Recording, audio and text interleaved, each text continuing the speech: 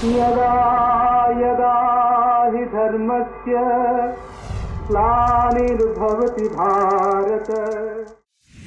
ये कहानी है विश्व के सबसे बड़े महाकाव्य की, जिसमें योग है, यथार्थ है, विवेक है, परमार्थ है, सत्य ज्ञान का दिव्य प्रकाश है, आध्यात्म का महाआकाश है।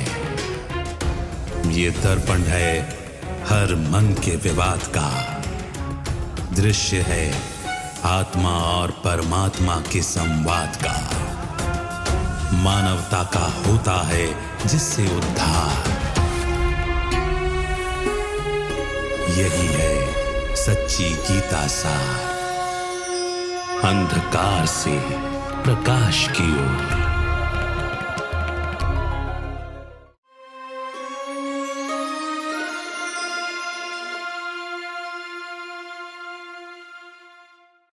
नमस्कार।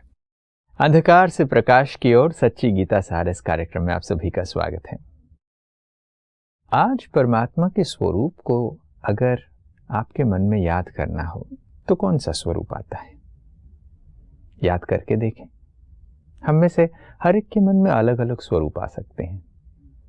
हम में से कुछ लोगों ने बड़ी बड़ी प्रतिमाएं, बड़ी बड़ी मूर्तियां देखी हैं, बहुत बड़े बड़े आकार और आकृतियां देखी हैं। क्या ये सब कुछ परमात्मा के वास्तविक स्वरूप हैं? क्या ये परमात्मा का एक्चुअल साइज है? प्रश्न पहली बार आप सोच रहे होंगे कि ऐसे कैसे संभव हो सकता है। गीता इसके बारे में क्या कहती है, आज इसी पर चिंतन है। हमारे साथ स्टूडियो में ब्रह्मा कुमार बृजमोहन भाई हैं। भाई साहब, आपका स्वागत है। ओम शांति। गीता में भगवान बड़ी स्पष्टता से बात कहते हैं कि मैं जो हूं, जैसा हूं, मुझे उस स्वरूप में याद करो तो मेरी प्राप्ति होगी। अब प्रश्न ये उठता है, क्योंकि ये बता दिया गया है, तो क्या हम परमात्मा को, गीता के भगवान को, उसके स्वरूप में, वो जो है, जैसा है, हम जानते हैं? क्योंकि आज अगर परमात्मा के स्वरूप के बारे में बात पूछी जाए तो बहुत सारी वैरायटीज हैं। एक्चुअल वर्ड्स हैं जो हूँ, जितना हूँ। अर्थात भगवान ने इंडिकेट किया है कि मेरा स्वरूप जो है बहुत सूक्ष्म है और जितना है उससे आप बढ़ा नहीं सकते। और फिर उसी गीता में ये तो लिख दिया, उसी रूप में याद करने से मेरी प्राप्ति होती है। इन अदर वर्ड्स, अगर उस रूप में आप याद नहीं करते तो you are beating about the bush, वो प्राप्ति नहीं होगी। जैसे अर्जुन को कहा गया कि वहाँ निशाना लगा उसकी आँख में, इस प्रकार से ही है। लेकिन लोग गीता पढ़ते हैं और अनेक बातों में भगवान के रूप गाते हैं। तो पहले क्या था, जाकी रही भावना जैसी, प्रभु मूरत देखी तिन तैसी। कि भाई भगवान तो भावना का है। अब है भी ऐसा ही। भगवान गीता का खुद कहता है कि अगर किसी ने हनुमान जी को भगवान मान लिया और बहुत नवदा भक्ति की कि मुझे भगवान कम से कम दर्शन दे दो, तो भगवान कहता है अगर मैं उसको हनुमान के रूप में दर्शन ना दूं तो वो संतुष्ट नहीं होगा। राम जी के रूप में दे दूं, राम के पिता शिव के रूप, उसने संतुष्ट नहीं होना। इसलिए मुझे उसकी भावना पूर्ण करने के लिए उस रूप में। इसलिए हुआ क्या फिर, किसी ने उसको देवी के रूप में याद किया, किसी ने गणेश के रूप में याद किया, शंकर के। तो उससे लोगों को ये भ्रम फैल गया कि भगवान को जिस रूप में याद करो उस रूप में मिलता है, और दूसरे कि भगवान कहीं भी मिल सकता। अच्छा, इस विडंबना के कारण लोग परमात्मा को जो वो प्राप्ति होनी चाहिए वो नहीं कर पाते। सुन लेते हैं, कथाएं सुन लेते हैं। अब भगवत गीता को ही ले ले तो भगवत गीता का भगवान देवता श्री कृष्ण को मानते हैं। अब आप सोचिए कि देवता श्री कृष्ण तो शारीरिक रूप है, परमात्मा तो परमात्मा है ना, तो जो आत्मा है उसका स्वरूप क्या गीता नहीं बताते हैं। अच्छा, फिर भगवान कहता है कि मैंने आपको सब कुछ बताया हुआ, लेकिन आप उसको जब तक मैं दोबारा आके ना कहूँ समझ नहीं पाते। तो पहली बात यह है गीता का भगवान परमात्मा है। ठीक है, हम और रूपों की बात बाद में करेंगे, क्योंकि उसमें तो फिर ये आ जाएगा, क्वेश्चन आ जाएगा, क्या सभी रूप भगवान के हैं? दो व्यूज चल रहे हैं। एक तो भगवान का कोई रूप नहीं है, क्योंकि निराकार है, निराकार का अर्थ ले लिया कोई रूप नहीं है, जबकि वो कह रहा है कि मैं जो हूँ जैसा हूँ, अर्थात कुछ रूप है। भगवान का कोई रूप नहीं है या सभी रूप भगवान के हैं, ये तो एक्सट्रीम ही हो गया ना, दो अलग अलग। और फिर गीता को पढ़ लें तो पहाड़ों में मैं ये हूँ, नागों में मैं ये हूँ, फिर और दिक्कत हो जाएगी आपको। इसलिए भगवान कहता है कि इसमें खो गया है भगवान, विस्तार में सार खो गया है। तो इसीलिए भगवान कहता है कि ये बहुत मेरा आवश्यक स्टेटमेंट है कि मैं जो हूँ जैसा। अब उसमें भी क्या हुआ कि परमात्मा के रूप का भी भगवान ने परिचय दिया। ऐसे नहीं है कि मैं परमात्मा हूँ, मैं निराकार हूँ, मैं आत्म स्वरूप हूँ, और जैसे आप आत्मा है मैं भी परम आत्मा हूँ। क्योंकि जिस रथ में मैं आऊँगा, शरीर रूपी रथ में, तो उस रथ में उसकी आत्मा भी होगी। किसी भी शरीर में आत्मा जो होती है, आपके ख्याल में बड़ी छोटी होती होगी। शरीर बच्चा बनता है, बड़ा बनता है, मोटा हो जाता है, ये आत्मा तो एक ही स्वरूप वाली रहती है। तो अंडरस्टूड है। तो परम आत्मा भी एक ही, वो तो शरीर भी नहीं लेता। तो इसलिए वो परमात्म स्वरूप भगवान ने बताया था कि मैं निराकार ज्योति बिंदु स्वरूप हूँ। लेकिन अब निराकार और शिव हूँ मैं, और शिव ही परमात्मा है, ये आज सारे मानते हैं। चाहे वो कृष्ण जी को मानने वाले हों, शंकर जी को मानने वाले हों, गणपत हों, शाक्त हों, शिव परमात्मा है, यूनिवर्सली मानते हैं। क्यों? गणेश को भी शिव का बेटा दिखाएंगे, शंकर को भी शिव का रूप बनाएंगे, देवियों को भी शिव की शक्तियाँ बनाएंगे, राम को भी कहेंगे शिव द्रोही, राम ने भी शिव की भक्ति की है। इसलिए है तो सही।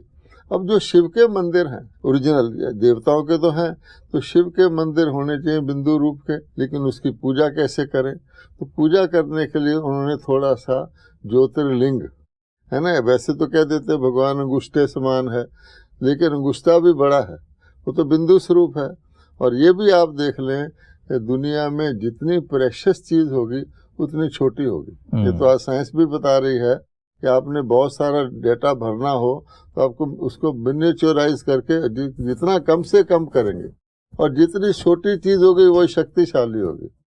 एटम कितना होता है, उसमें कितनी शक्ति है। इसी प्रकार से आत्मा है, तो आत्मा में, छोटी सी आत्मा में सारे सृष्टि चक्कर का पार्ट भरा है, ह्यूमन आत्मा में। तो भगवान जो सारे का रचेता है, तो भगवान कहते हैं कि मेरा स्वरूप मैंने ज्योति बिंदु स्वरूप बनाया था, लेकिन भक्ति के लिए उन्होंने हीरे का शिवलिंग बना दिया। फिर भी वो थोड़ा कॉम्प्रिहेंडिबल था, व्यक्ति सोच सकता था कि अपने पिताजी का बड़ा फोटो फ्रेम करके लगा लेता है, लेकिन ये तो देखता कि मेरे पिताजी का एक्चुअल साइज क्या था, है ना।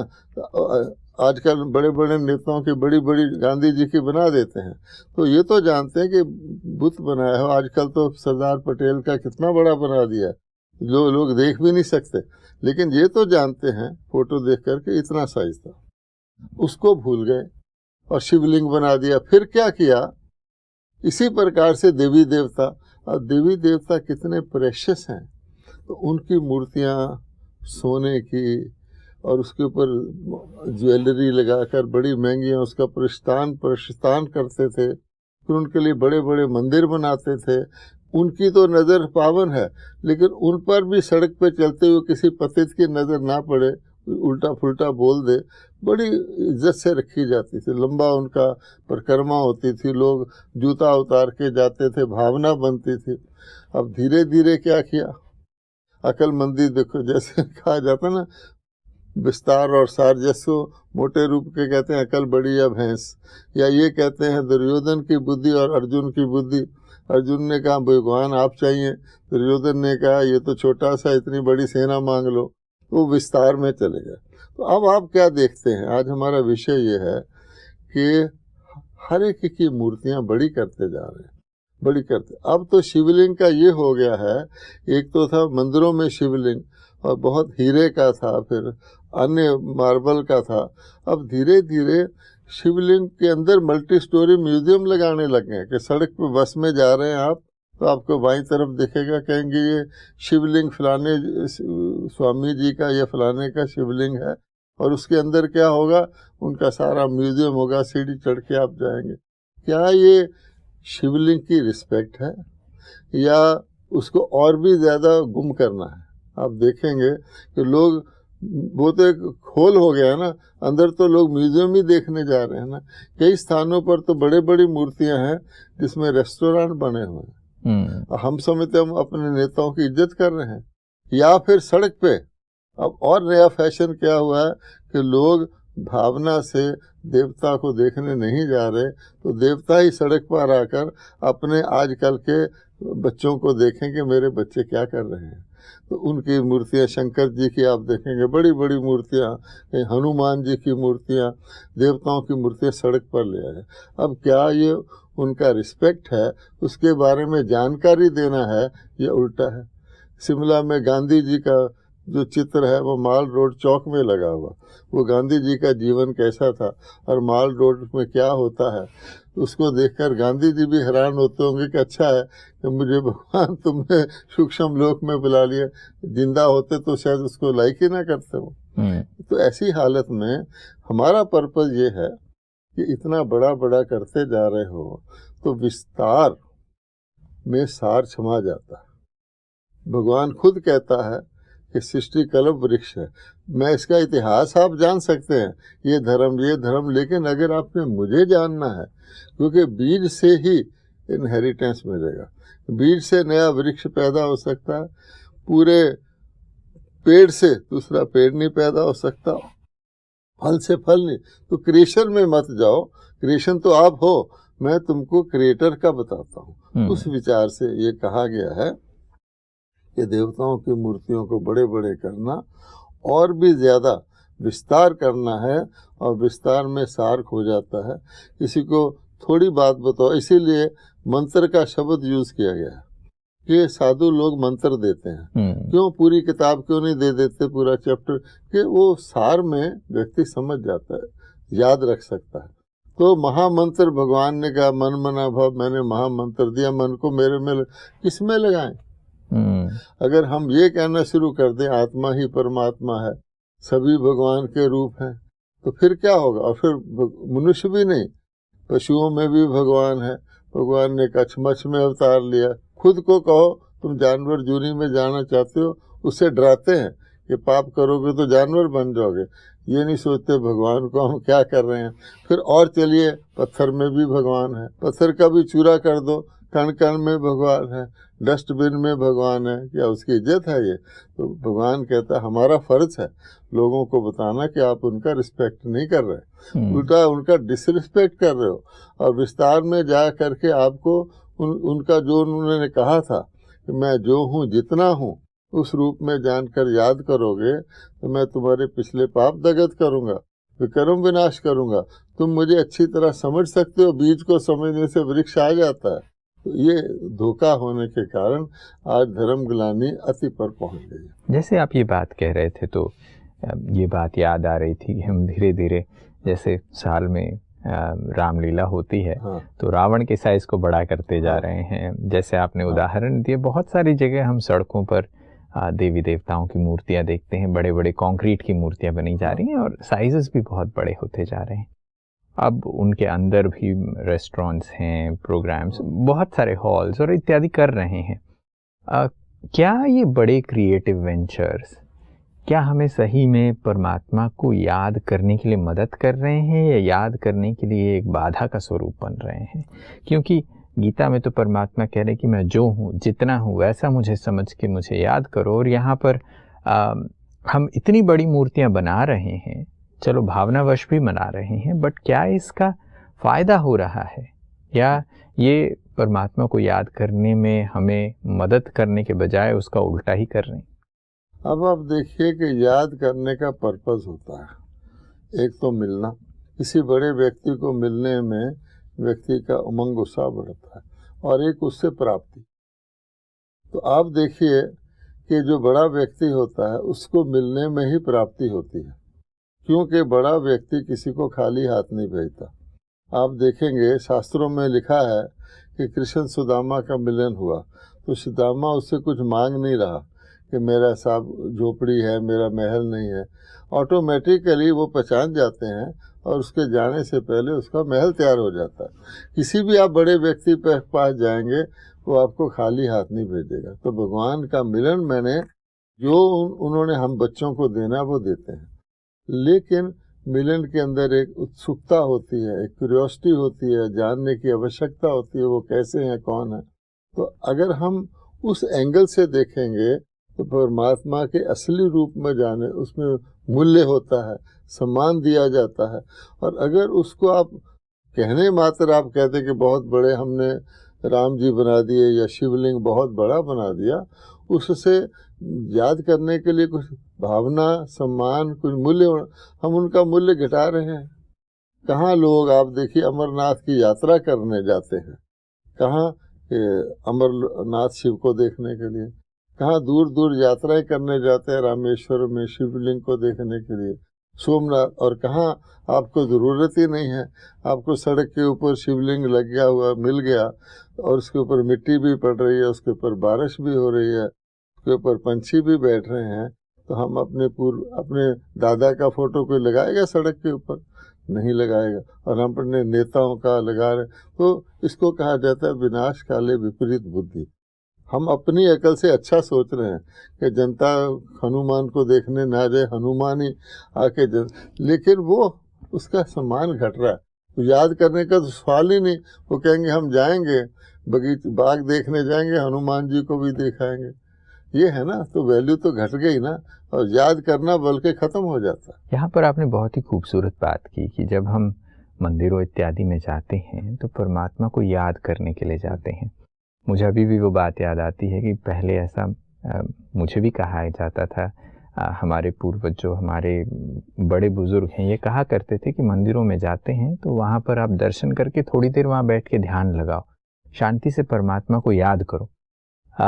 अब वो स्कैंटिटी ख़त्म होती जा रही है क्योंकि उस स्पेस के सेक्रेडनेस को हम रियलाइज़ नहीं कर रहे हैं। ऐसे में ये पता चल रहा है कि ये जो आडंबर है, ये जो विस्तार है, ये बड़ी बड़ी प्रतिमाएं, जो जाइगेंटिक स्ट्रक्चर्स खड़े कर रहे हैं, उससे हम डिसरिस्पेक्टफुल तो हो ही रहे हैं, मगर साथ साथ जिस पर्पस के लिए हम कर रहे थे वो पर्पस भी डिफीट हो रहा है। आप देखिए कि लोग धारणा करके जाते थे, भोगी लोग सोच के जाते थे इतना समय हम पवित्र रहेंगे। कोई प्याज खाने वाला था या मांसाहारी था, वो सोच के जाता था कि इतना समय हमने भगवान को शाकाहारी रहना है, कोई बुरा संकल्प नहीं करना, किसी से दुश्मनी है तो उसको छोड़ना है, इस भावना से जाते थे। तो सारी उनकी यात्रा में कोई धारणा होती थी, दर्शन तो करते ही थे। और आप देखेंगे दर्शन करने जा रहे हैं और मूर्ति के सामने आंखें बंद कर लेते हैं। इसका क्या पर्पज? अभी आप देखने जा रहे तो आंखें खोलो। वो इसलिए कि देख करके वो फिर याद करते हैं, स्मृति में लाते हैं, अरे हमारे पूर्वज इनके ये गुण हैं। तो जैसे कोई व्यक्ति को याद करने के लिए आंख बंद कर लेता है ना, वो था। अब कहाँ रहा? अब तो सड़क के ऊपर देवी देवता आ गए हैं, तो उनका यानी एक अपमान जितना बड़ा करते जाएंगे, रावण को बड़ा करना और बात है, वो हमारा दुश्मन है, लेकिन देवताओं को बड़ा करने से उनका सम्मान घट रहा है। बड़ा व्यक्ति, बड़ा शब्द है तो साइज से बड़ा नहीं होता, बल्कि आप बड़ी वॉल क्लॉक खरीद लें तो सस्ती होती है, और आपका वॉच लेंगे तो महंगी होती है, ज्वेल वाली लेंगे जितनी उतनी महंगी होती है। ये तो सीधी बात है। ये बात तो स्पष्ट हो गया कि जिन चीज़ों को परमात्मा ने बताया था उससे हम बहुत ज़्यादा डिविएट हो गए और हम फिजिकल आकार और आकृतियों में ज़्यादा फंस गए और उसे बड़ा करने में हम चले गए, जिसके कारण से परमात्मा की याद जो परमात्मा ने बताया था वो हम भूल गए और दूसरी ही चीज़ों में लग गए। अब प्रश्न उठता है कि परमात्मा ने अपने स्वरूप के बारे में क्या कहा है कि मैं जो हूँ, जितना हूँ वैसे याद करो कहा है। तो परमात्मा का स्वयं उद्घोषित स्वरूप क्या है, किस स्वरूप में उसने याद करने को कहा है? देखिए, परमात्मा अपना परिचय स्वयं ही दे सकते हैं और देते हैं, ये तो सीधी बात है। तो परमात्मा जो अपना परिचय देते हैं, परमात्मा कहते हैं कि मैं ज्योतिर्बिंदु स्वरूप निराकार चैतन्य आत्मा हूँ, लेकिन परमात्मा हूँ। जैसे आत्माएं अनेक होती हैं, सबका साइज बराबर है, और उस सबके साइज बराबर वाली आत्मा परलोक में साधारण प्रजा भी होती है। उसमें बड़े बड़े धर्म स्थापक भी होते हैं, वैज्ञानिक भी होते हैं, जिसको जिस समय आना है, लेकिन वो साइज उनका यही होता है। और परमात्मा कहते हैं मेरा भी मैं हूँ बिंदु, लेकिन हूँ मैं सिंधु। यानी अंदर मेरे, आपके अंदर, हमारे अंदर तो अपने रोल का ज्ञान है एक्टरों के अंदर, लेकिन उस क्रिएटर और डायरेक्टर के अंदर सबके रोल का ज्ञान है। बीज के अंदर सारे ही वृक्ष का ज्ञान है। इतने परमात्मा सिंधु हैं, लेकिन मेरा स्वरूप जो है बिंदु है, बिंदु में सिंधु है। तो है ना, जैसे सागर से हम अपनी गागर भरते हैं, परमात्मा से हमें अपना अपना वर्षा मिलता है। और अगर नहीं करेंगे तो भगवान ने कह रखा है उस रूप में याद नहीं करेंगे तो आपको टेम्परेरी खुशी होगी, हमने भगवान के परिचय ले लिया।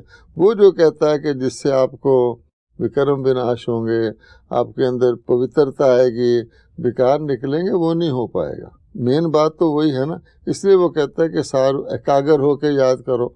अब एकाग्रता तो ज़रूरत ही नहीं है, अगर इतना बड़ा भगवान दिख रहा है, ये सब में हम भगवान को देख रहे हैं, तो एकाग्र क्या। तो उसने कहा मुझे एकाग्र होकर याद करो, एकांत में याद करो। यहाँ एकांत फिर कहाँ रहा, तो सारी बातें उससे रिवर्स हो जाती। यही हमारा कहना है। अब गीता को ही ले लें, एक गीता भगवानो वाचो, उसको लोग समझ नहीं पा रहे, उसके ऊपर सैकड़ों टिप्पणियाँ कर रहे हैं। तो कोई स्कॉलर समझता है मैं सारी टिप्पणियाँ भी ना जब तक पढ़ लूँ तो मैं गीता को अच्छी तरह जान नहीं सकता, तो डिल्यूट ही कर रहे हैं ना। जो बात यहाँ अभी हमने की है उससे ये स्पष्ट होता है कि परमात्मा स्वयं अपना परिचय बताते हैं। हाँ। उस परिचय को समझकर परमात्मा को उसी स्वरूप में याद करना। और जितने समझते हैं उनमें से भी भगवान ने कहा है अनेकों में से कोटन में कोई समझता है, उसमें भी फिर आश्चर्यवत सुनंती पशंती बकंती हो जाता है। तो थोड़ी सी आत्मा, इसीलिए भगवान के खुद आने पर भी थोड़ी सी आत्मा ही उनके ज्ञान को धारण करती हैं, लेकिन उनके लिए वो काफ़ी हैं, क्योंकि जड़ निकल आती है, उससे विस्तार आता है। बहुत ही खूबसूरत चर्चा आज हमने की है और परमात्मा के सही स्वरूप को जानकर उसे याद करने की आवश्यकता देखी है कि विस्तार में नहीं जाना है, और विस्तार में जाने से सार गुम हो जाता है, सार छूट जाता है। समय को देखते हुए यहीं हम भी विराम लेते हैं। अगली कड़ी में फिर कुछ और विषयों पर बातचीत जारी रखेंगे। आप स्टूडियो में आए इसके लिए आपका बहुत बहुत धन्यवाद। नमस्कार। ओम शांति। दोस्तों, अंधकार से प्रकाश की ओर सच्ची गीता सार में आज परमात्मा के स्वरूप की चिंतन पर आज हमने चर्चा की है। आज बड़ी बड़ी मूर्तियां देखते हैं, विशाल काय मूर्तियों को देखने पर ऐसा लगता है कि वाह, ये इंजीनियरिंग मार्वल्स हैं।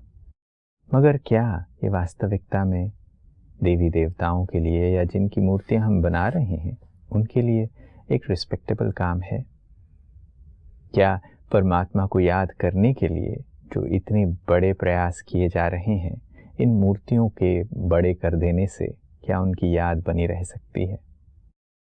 चिंतन का विषय है। और गीता बहुत ही स्पष्टता से कहती है कि परमात्मा अपने ही शब्दों में कहते हैं कि मैं जो हूँ, जितना हूँ, मुझे उस स्वरूप में याद करने से ही मेरी प्राप्ति होती है। और परमात्मा अपना सत्य परिचय देते भी हैं कि वे सूक्ष्माति सूक्ष्म हैं, ज्योतिर्बिंदु हैं, और उस बिंदु को याद करने से गुणों के सारे सिंधु मिल जाते हैं। आज की कड़ी में बस इतना ही। अगली कड़ी में फिर मुलाकात करेंगे। तब तक के लिए नमस्कार।